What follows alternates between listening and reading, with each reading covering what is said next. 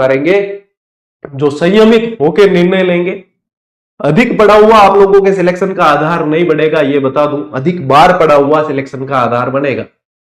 भले ही आप लोगों के 150 में से 20 प्रश्न आपके करने लायक ही नहीं थे, बिल्कुल नहीं थे, छोड़ दो उनको। 120 प्रश्न, 130 प्रश्न पीछे बच गए, उनमें से आप लोगों ने जो है कट कटा के 80-90 सही कर दिए हैं, तो आप रेस में शामिल हैं। आप रेस में तब शामिल हैं।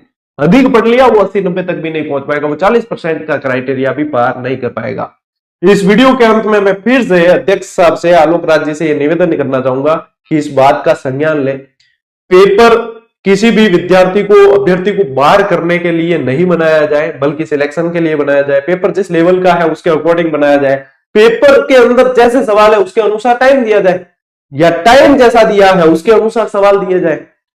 यहां पे ये विद्यार्थियों का दर्द है। मेरा यहां पे ये वीडियो बनाने का उद्देश्य यही है, क्योंकि हर विद्यार्थी अपनी बात को नहीं पहुंचा सकता, वो हम तक पहुंचाता है। तो कम से कम हमारी ये जिम्मेदारी बनती है कि हमसे विद्यार्थी साल भर जुड़ के पढ़ते हैं, तो हम इस बात को जो है आगे रखें। ठीक है, तो ये जो है इस वीडियो के माध्यम से मैंने भी ये चीजें आप लोगों से भावनाएं साझा की, और आप लोगों की भावनाएं वो तो देखो सर्वोपरि है।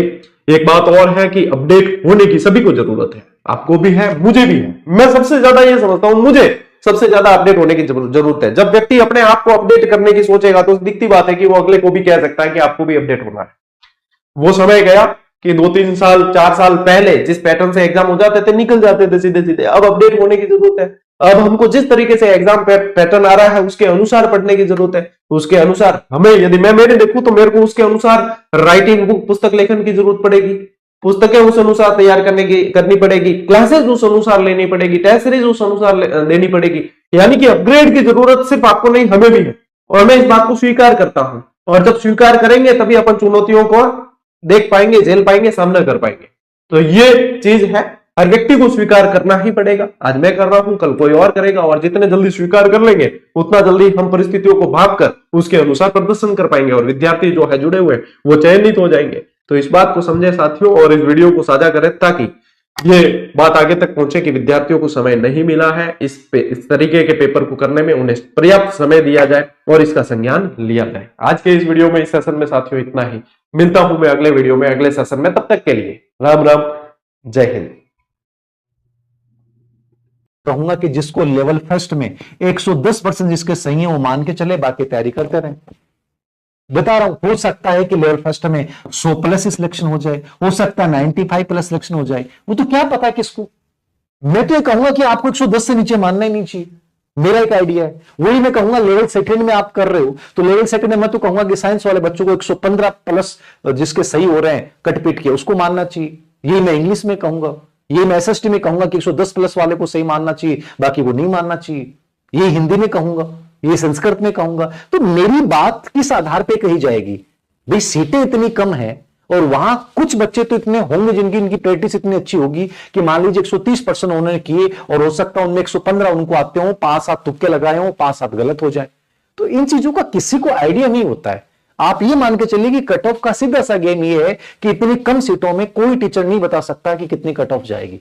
मैं तो यही मान के चलूं कि मेरे 100% 100+ क्वेश्चन सही बैठ रहे हैं काट पीट के, तो संभावना बनती है, लेकिन प्योर सिलेक्शन नहीं है।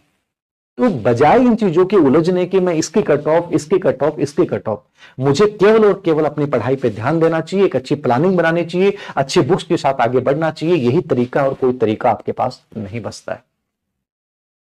समझ गए? और पांचवी और अंतिम चीज बेटा एक ही है, और ये मैं आपको फिर बोल रहा हूं, जोर से बोल रहा हूं, जितना जल्दी इस चीज को समझ जाओगे उतना बेटर है। सोशल मीडिया से दूरी बनाते हुए आज से ही पढ़ाई स्टार्ट करें। जो आपका नजदीकी टारगेट है, दूर का नहीं, जो भी अप्रैल, मई, जून, जुलाई में जो परीक्षा सबसे पहले आ रही है उसको तैयारी कीजिए, अच्छे से मेहनत कीजिए, प्रैक्टिस अच्छे से कीजिए। मैं बार बार बोल रहा हूं, प्रैक्टिस इज मोस्ट इंपॉर्टेंट। हम इसलिए offline first grade second grade हमने इससे स्टार्ट की, और बड़े लेंदी पेपर बनाते हैं, 30-30, 40-40 पेज के पेपर बनाते हैं ताकि बच्चे को दिमाग खुल जाए। मैं तो साइकोलॉजी परिदृश्य से इनमें तो प्रश्न हमेशा ऐसे बनाता हूं, कथन कांड वाले ये सब। इसलिए मैं तो हमेशा से 2 साल से बना रहा हूं कि मुझे पता है कि बच्चा जब हार्ड प्रैक्टिस कर लेगा, आप हमेशा मान के चलो कि मुझे अब जो पेपर आता है उससे 20% और हार्ड मान के तैयारी करनी चाहिए। और ये जरूरी है, यदि आपको समय से आगे निकलना है और बेहतर तरीके से करना है तो ये बहुत जरूरी है। ये मेरी तरफ से कुछ बातें थी, उम्मीद करता हूं आपको कुछ समझ में आया होगा। आप एक अच्छी प्लानिंग करने के साथ साथ आगे बढ़ेंगे, और बेहतर यही है कि जितनी जल्दी डिसीजन ले लोगे उतना बेटर है। डिसीजन ना लेना सबसे बड़ी मूर्खता है। डिसीजन ले लेना, जैसा भी डिसीजन लो, और फिर उस डिसीजन को सही सिद्ध करने के लिए अपना जो आप लोगों के कट ऑफ मिलेगी ना, कट ऑफ जो मिलेगी आप लोगों के, वो कितनी मिलेगी दोस्तों? लगभग 95 से 100 क्वेश्चन के बीच में। अब ये मत कहना सर इतनी कठिन है, इतना कठिन पेपर था तो इतना स्कोर किसका बन सकता है। मैंने जितने भी पोल करवाए ना, उन सब के अंदर एवरेज निकाल कर देखा है। ये जो है ना, वो आपके एवरेज है, ध्यान रखना। एवरेज मतलब किसके अकॉर्डिंग है? स्टूडेंट्स के अकॉर्डिंग है, ध्यान रखना। ये मेरे अकॉर्डिंग नहीं है।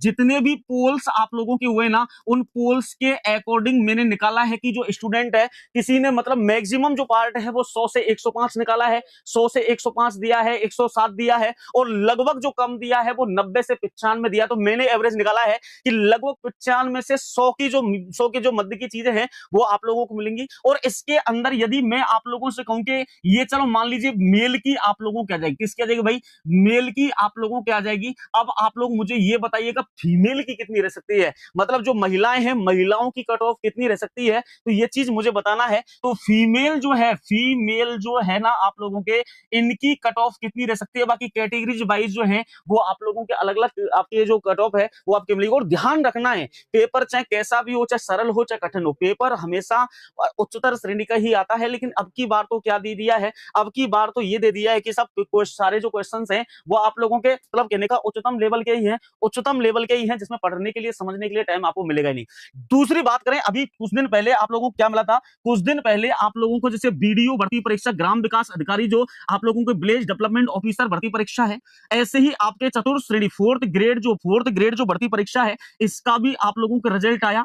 इसके बाद में पटवार का भी रिजल्ट आया, पटवार का भी आप लोगों का रिजल्ट आया। और भाई साहब सीना चीर के रिजल्ट आया है। जो उम्मीद आप लोग लगा के बैठे थे ना, उस उम्मीद से ज्यादा जो कट ऑफ है इनकी रही है। जो विद्यार्थी उम्मीद लगा रहे थे कि हम तो साहब इतने क्वेश्चन करके आए हैं, इतना लंबा चादर ले रखा है और ओढ़ के सो रहे, अंट शंट लेवल की आई है, अरमान टूट गए भाई साहब, बिखर गए सब अरमान।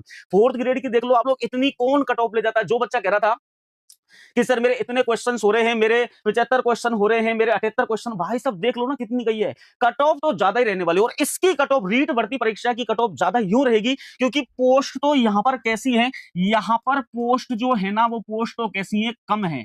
पोस्ट कैसी है, कम है। और स्टूडेंट्स कैसे हैं, ज्यादा है। पेपर का लेवल भी ज्यादा है। तो जो विद्यार्थी करके आए हैं कितने भाई साहब, 90-95 से 100 क्वेश्चन के एवरेज में जिनके क्वेश्चन बैठ रहे हैं पेपर के अंदर, वो थोड़ा सा रिलैक्स रहिए आप लोग। मैं आपको कह देता हूं, थोड़ा सा रिलैक्स रहिएगा, आपको टेंशन करने की जरूरत नहीं है। लेकिन फिर भी घबराहट तो दिल के अंदर होनी चाहिए। अगर चैन आ गया दिल में तो फिर एतबार किसका करेंगे, है ना। तो याद रखिएगा, तो बोर्ड अध्यक्ष को लेकर भी आप लोगों के दिल के अंदर, जहन के अंदर एक डर तो होना चाहिए कि ये आदमी कुछ भी करवा सकता है ना। लेकिन वही बात है कि क्या करें, तैयारी करनी पड़ती है, किसी न किसी तरीके से वो पैटर्न बदल देते हैं। पैटर्न बदलाव में कुछ लंबा चौड़ा बदलाव नहीं है, बस 7-8 क्वेश्चन वो कथन कारण वाले दे देता है। बाकी मिलान करने वाले, कल वाले पेपर की बजाय आज वाला पेपर आसान है। आगे वाले पेपरों में कौन सी चीज पे विशेष ध्यान रखना है? पहली बात तो रीट लेवल फर्स्ट, जो भी बच्चे तैयारी कर रहे हैं, देखो मेरिट का कोई आकलन नहीं लगाया जा सकता। सपना दिखाना एक अलग चीज होती है, और मेरिट तो नॉर्मलाइजेशन हो रहा है, उसकी भी अध्यापक मेरिट बता रहे हैं। नॉर्मलाइजेशन की मेरिट का अनुमान आप नहीं लगा सकते, इसमें तो नहीं है। मान ली कि फिर भी जैसे फोर्थ ग्रेड हुई और हुई, उसमें भी मेरिट के आकलन। तो मेरिट की बात यह है कि अगर आपके काट छाट के अगर 100 बच रहे हैं तो आप अच्छे स्कोर के अंदर हो। 90 से ऊपर है तो भी आप दौड़ में मान लो, क्योंकि पोस्ट कम है। पोस्ट कम है तो मेरिट तो ऊंची रहनी है, भी पोस्ट भी तो कम है। 100 से ऊपर है तो आप अच्छे सेफ जोन में हो। मैं ये नहीं कहता कि मेरिट इतनी रहेगी, लेकिन फिर भी सेफ जोन हो। 90 से ऊपर हो तो भी हम दौड़ में मान सकते हैं। आप विशेष कैटेगरी है तो अच्छी दौड़ में माना जा सकता है। पहली बात को, पहले इस ग्राफ को समझना कि मैंने क्या लिखा है और क्यों लिखा है। रीट लेवल 1 का जो पेपर था उसमें राजस्थान की ज्योग्राफी के लगभग 25 क्वेश्चन आए थे। 2-3 क्वेश्चन थे जिसको करंट में काउंट कर लो, चाहे ज्योग्राफी में काउंट कर लो, तो 28 भी बन जाएंगे, 25 भी बन जाएंगे, 24 भी बन जाएंगे। 25 में से 6 ऐसे क्वेश्चन थे जो बहुत कम विद्यार्थी ही कर सकते हैं, नहीं करके आएंगे, लगभग छोड़ देंगे। छोड़ता तो कोई है नहीं, तुक्का सारा मारेंगे, लेकिन इनका कोई इलाज भी नहीं है। हिस्ट्री में लगभग 6-7 ऐसे क्वेश्चन थे जिसको विद्यार्थी नहीं कर सकता था। कला संस्कृति में 19 में 5 तो ऐसे क्वेश्चन थे जिसको विद्यार्थी नहीं कर सकता था। जैसे उन्होंने क्रम पूछा था कि भाई 4 साहित्य लिख दिए, उसका क्रम बताओ, है ना, इस तरीके से। फिर इसके बाद में समसामयिकी के 7 क्वेश्चन ऐसे थे जो बहुत कम विद्यार्थी कर सकते थे। 2 क्वेश्चन ऐसे थे जो आईसीटी के अंदर हर किसी विद्यार्थी के बस की बात नहीं थी। शैक्षिक परिदृश्य में 4 में एक तो हो सकता है डाउट ही रहे, लेकिन इतने क्वेश्चन थे 13 में से 4 जो नहीं कर सकता। मैंने ये लिखा है नहीं कर सकते। मनोविज्ञान के 4 बहुत टफ क्वेश्चन थे। शिक्षण विधियों के 9 क्वेश्चन टफ थे, आधे क्वेश्चन टफ थे, ये मान लो। इधर हिंदी में 1% टफ था, 4 कर सकता है विद्यार्थी, इस तरीके का था।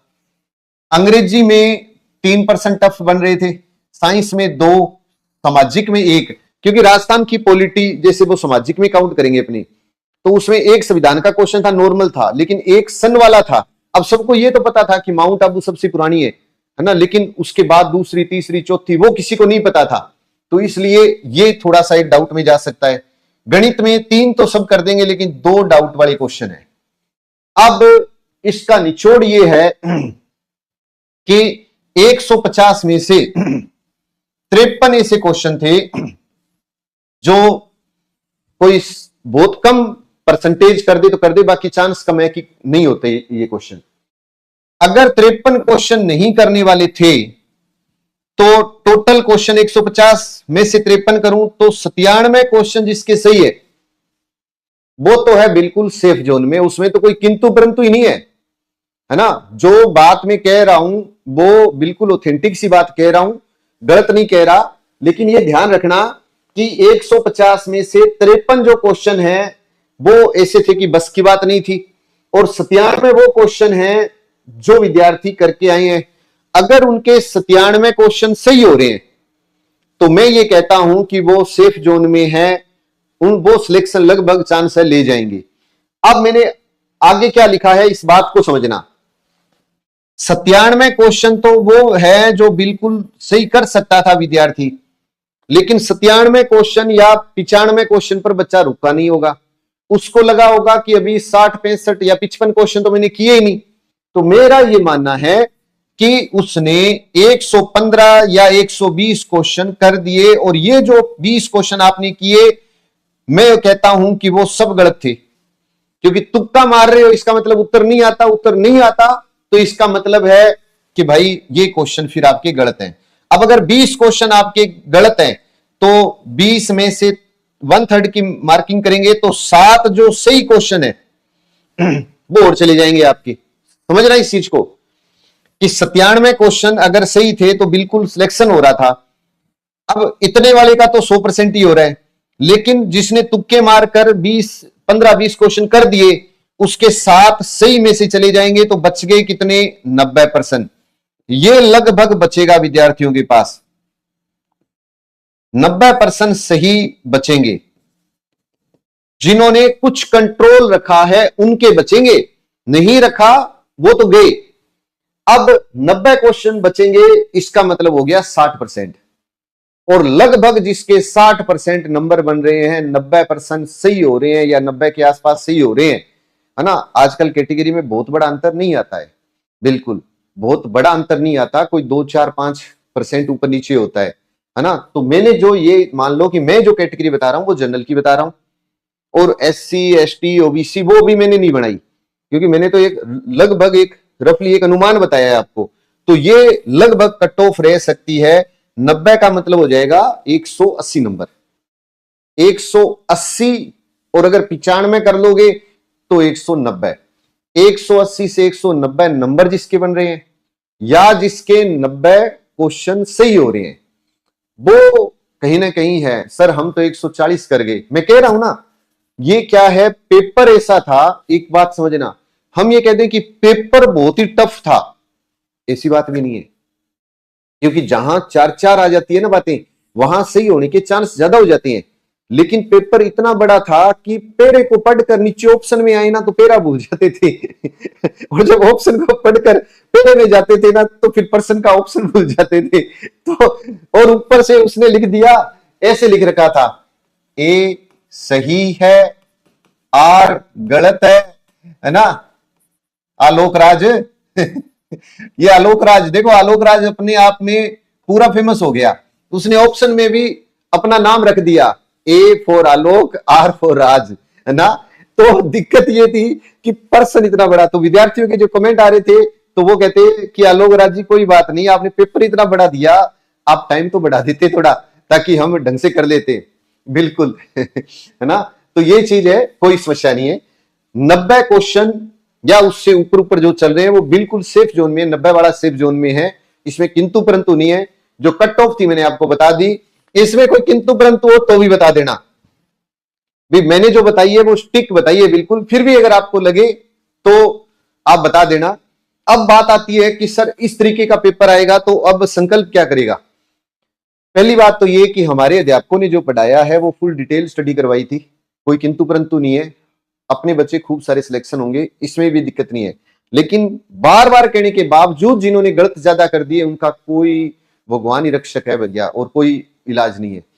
बच्चे कह रहे हैं कि सर